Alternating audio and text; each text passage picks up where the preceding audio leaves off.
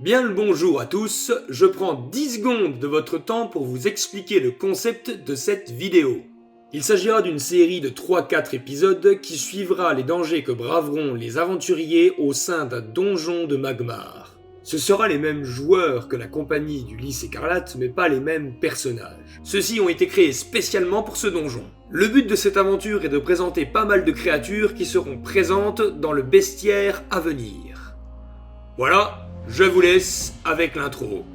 Toute cette histoire commence avec Loktar, un berserk Surt errant dans les montagnes de Magmar à la recherche d'une créature puissante à affronter. Mais au lieu de trouver une victoire glorieuse ou une mort héroïque, il fit une découverte pour le moins intrigante et surnaturelle.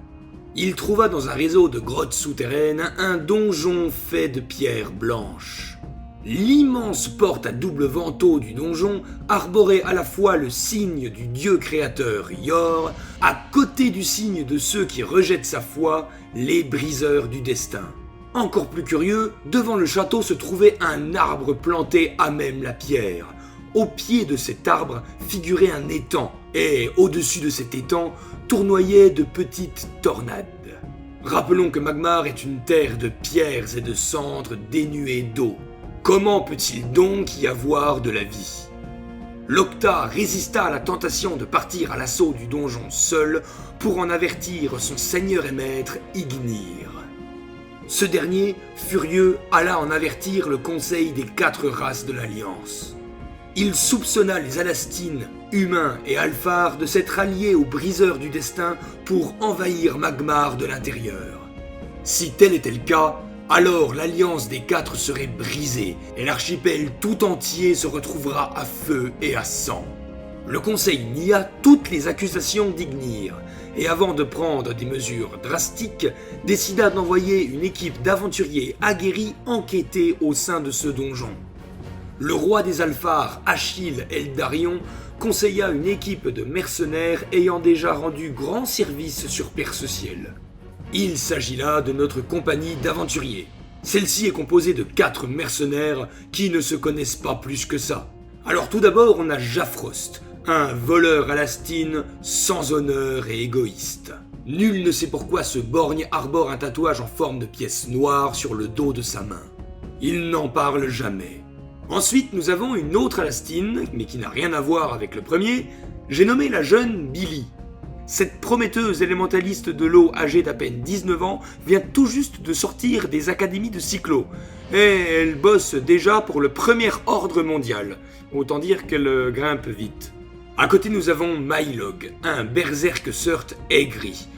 Aigri car il ne fait que 1m80. Et les autres berserks mesurent quant à eux en moyenne 2m20, 2m30.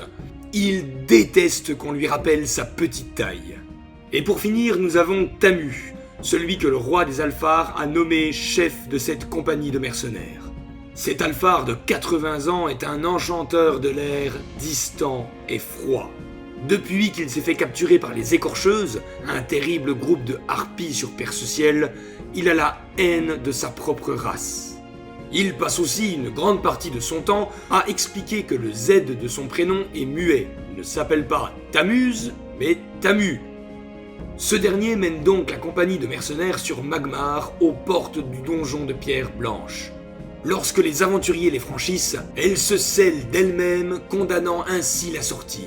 Un message en lettres de feu apparaît alors fugacement sur la porte. Franchissez les obstacles qui vous séparent de la révélation divine et le chemin de la vérité vous sera ouvert. C'est après que les lettres de feu disparaissent que commence notre aventure. Alors, vous êtes dans cet espace sécurisé de 40 mètres carrés au sud du donjon, les gars. Vous êtes là, en face de ces dalles, illuminées de torches à flammes blanches, et Moi, dans un premier temps, je prends juste ma dague vu que ça sert fermé, et puis je fais un tour de la zone safe, mais tu sais, vraiment, je fais juste tout le tour de la zone safe. Je longe les murs pour voir si je trouve pas un truc bizarre ou un truc illogique, mais... Ok, est-ce que tu as perception ? Oui. Tu me fais un test de perception. 35 réussi. Et là, tu remarques que non, il n'y a rien qui traîne. Il n'y a pas un gravillon, il n'y a pas une poussière. Les murs, comme je l'ai dit, sont faits en pierre blanche. mais il n'y a rien qui dépasse. Hein. C'est des pierres blanches bien régulières qui montent jusqu'en haut. Le plafond doit être facilement à 20 mètres de haut. On est sur un gros hall carré. C'est une architecture de nain. Hein, on est à Caracasgal. C'est hyper poussiéreux ou c'est propre Justement, il n'y a rien en poussière. C'est immaculé. Oh, les domestiques font bien le ménage ici. Hein. J'esquisse un léger sourire. Bizarre ces pierres. On voit que c'est des dalles, hein.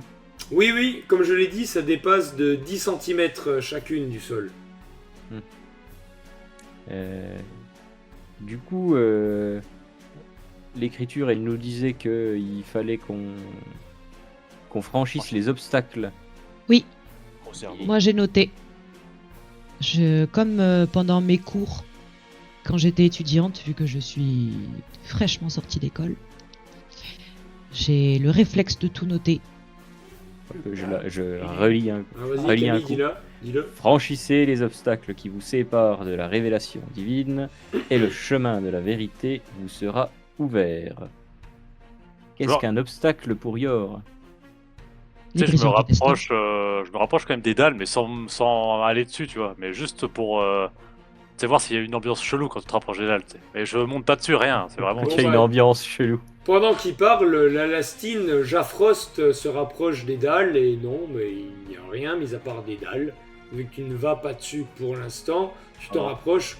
Comme je l'ai dit, ce sont des dalles avec des mosaïques qui, à chacune, représentent les 4 éléments ou le signe de Yor ou le signe des briseurs du destin. On voit jusqu'au bout.